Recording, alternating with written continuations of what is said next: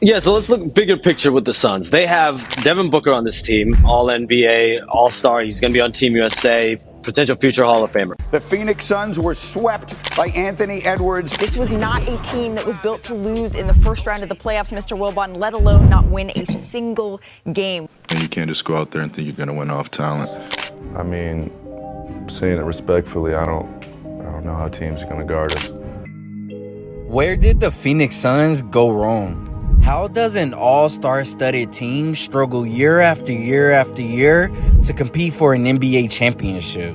Is it management or the actual players themselves? In this video, we will dive deeper into the performance of the Suns to analyze what really went wrong for the Phoenix Suns. If you have been watching the first round of the NBA playoffs this week, then you are probably just as confused and puzzled as I am. Kevin Durant, Devin Booker, Bradley Beal, Eric Gordon. 7 years ago, if I told you that these players were all together on a team, you would argue how overpowered and unfair the squad would be.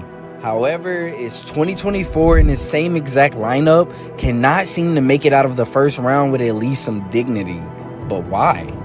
In order to decipher this, let's take a step back to gather some more context. It's not like the Phoenix Suns have always been a powerhouse dynasty or franchise like the Boston Celtics or Los Angeles Lakers. Actually, in the entire history of the franchise, the Suns have only made 3 total final appearances. 3. And if you're a Timberwolves fan, you can't even hate because they have 0. Along with 13 other franchises. But that's besides the point. The Phoenix Suns have seen their fair share of greats come through the franchise like Steve Nash and Charles Barkley. And one common theme across these Hall of Fame caliber players who wear a Suns jersey is the fact that neither Nash or Barkley has won an NBA championship. I mean, are the Suns cursed? Is it the management's fault? Who's to blame for this theme? 3 years ago in 2021, the Suns had a direct shot at the NBA championship. We will touch on this more later, but how did they get to this point in 2021 to begin with? We have to take a look at the moves that were made to place them in this position. In 2015, the Suns would draft Devin Booker as the face of the franchise. A young Booker's arrival would be met with much anticipation as he came off a very dominant run in college at Kentucky. To top it off, Booker would also lead the team in scoring as a rookie with 22.1 points per game. Regardless of the positive production, the Suns would find themselves dead last in the league. Next year, they would pick up DeAndre Ayton along with Mikal Bridges in the first round. Pay attention because this is a key piece to this argument later. Did it get better? Not at all. They would also be dead last once again the next year. 2 seasons after making star draft picks, and the Suns would still experience the same result time after time again. Desperately slipping from the grasp of reality, holding an NBA championship banner, the Phoenix Suns got into business mode real fast. In 2020, the Suns acquired Chris Paul from the Thunder while giving up majority of their role players in exchange, including Kelly Oubre and Ricky Rubio.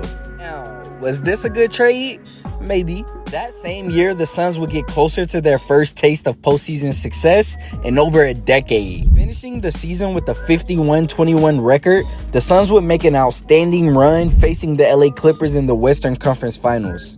In order to get there, they would have to cross a healthy LeBron and AD in the first round versus the Lakers. After 2 successful rounds, the Suns would meet their match, the Milwaukee Bucks. Now, you might be wondering and asking yourself, why does this even matter, Kobe? It matters because there is one crucial piece to this team, the roles that were played. DeAndre Ayton controlled the boards and paint. He was a defensive anchor, taking less stress off of other players to pick up on the defensive end. P3 was a master facilitator who didn't need to take shots in volume. He could get scores going and had the ability to hit open and contested shots when needed. In my opinion, here is where things really started to go wrong. If you look at the Suns team that went all the way to the finals, there was one key differentiator: role players. When we think of role players in basketball, we think of 4 key areas of usage. You got shooters, rebounders, defenders, and hustlers. I'm leaving playmakers out as this usually comes from your star players along with scoring. Looking at the 2020 Suns, they fulfill each category efficiently. Their shooters were Jay Crowder, Cameron Johnson, Devin Booker, and Chris Paul. Rebounding was handled by DeAndre Ayton. We might as well pair hustling and defending together because this Suns team was loaded with defenders. Mikal Bridges, Javon Carter, DeAndre Ayton, Cameron Payne, and the list goes on. After the insane 2020 run, the Suns would finish the next season number 1 in the Western Conference. This team was stacked. Heading into the postseason, they would definitely experience some difficulty. The first round would go in their favor, defeating the Pelicans 4-2. Their next obstacle would involve a heavily talented Luka and his stacked Dallas Mavericks squad. Jalen Brunson, Tim Hardaway Jr., Isaiah Thomas, Dwight Powell, Luka, and you get the point.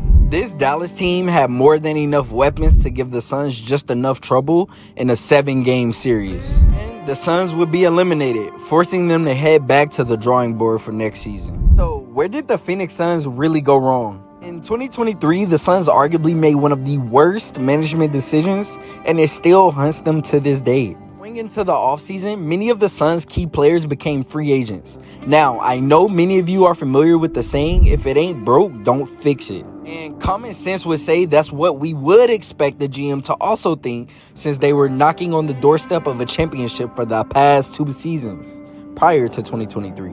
But honestly, can you blame a GM for giving up over 50% of the value of your team for arguably the best scorer to ever touch a basketball?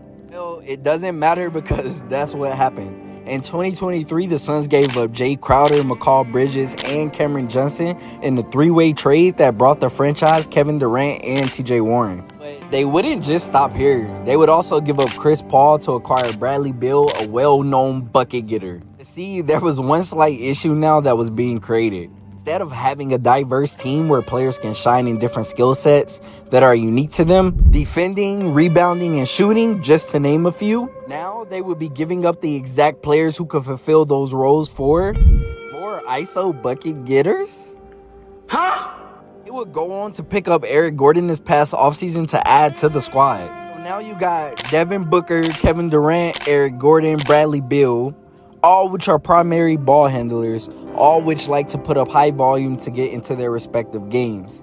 And lastly, all-star players who made their names by leading their original franchises in scoring. Beal with the Wizards, Gordon with the Clippers and Pelicans, Durant with the Supersonics and Thunder, and Booker with the Suns. The reason this roster with the Phoenix Suns will never work is because they put all of their eggs into one basket.